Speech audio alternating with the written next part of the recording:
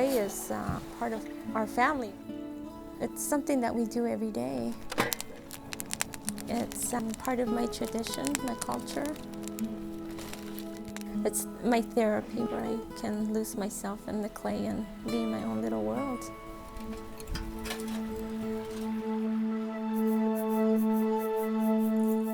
My maternal grandmother and my late mother, Swann, taught me to make pottery. When I was probably about 6 years old, I used to sit with my grandmother, Bulini, and we used to go take a small bag of clay around the warm side of the house. It was a rock house that we lived in, and taking little balls of clay and just smashing them on my elbows and my knees, you know, to get pottery going. And she would tell me, you need to add a coil to that piece that, you know, I thought was finished. And she was losing her eyesight at the time, so it was, you know, something that I look back on and treasure what she had shared with me. I've made prayer bowls, which the cornmeal is kept in, pipes for ceremonies, and stew bowls and picky bowls, which are in big demand.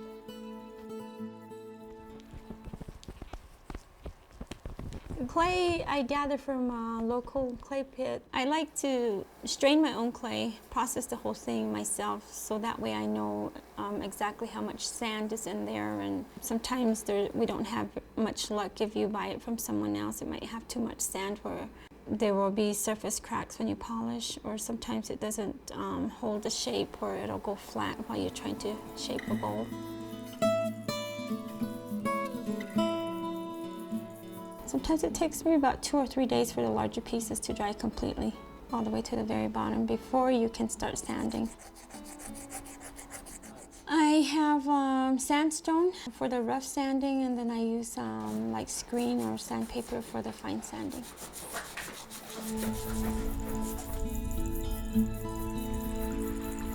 I get the ideas from Hopi ruins, Sikyatki ruins, some that my late mother had left behind, and museums, galleries. What's the symbolism in that piece? I see a bird with, look like a rainbow at the very top, maybe rainbirds with the corn.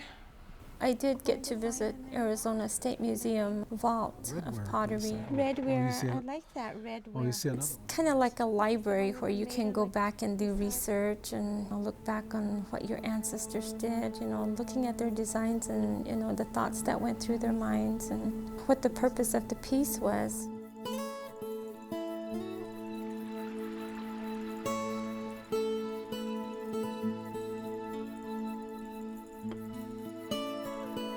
I belong to the water clan, so I do use a lot of the water symbols in my designing, like the clouds around here, the clouds pertaining to water here also, and those would be the rain clouds, the water waves, and these would probably be like the puddles that hold the water.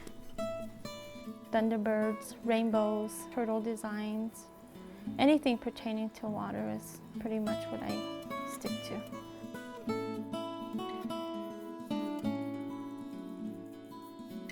The pigments that I use for the black, it's the mustard weed, sometimes the bee weed. They're plants that are cut and boiled and strained. A special rock, hematite, raw hematite, that it's ground on there.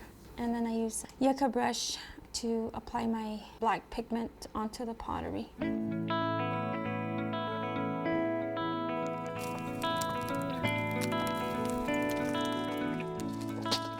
All the colors change in the firing. More heat that hit on this side gave it that orange. Well, this may have been like a darker gray clay, and when it fired, it came out almost white. The darker the clay, the lighter it fires. Well, I taught my children to make pottery because I thought that it would be something that I could pass down. Because it's been passed down to me, and I would like to see it continue. I see them trying to carry on just the way I have been. I've got my 8 to 5 job, and then also my home that I'm trying to complete. I see my daughter, who is working with the police department, trying to get pottery in for art shows. My son, who works construction, he manages to get some in between for the art shows also. It's a very exciting feeling to know that I left my mark, and hopefully that they'll carry it on.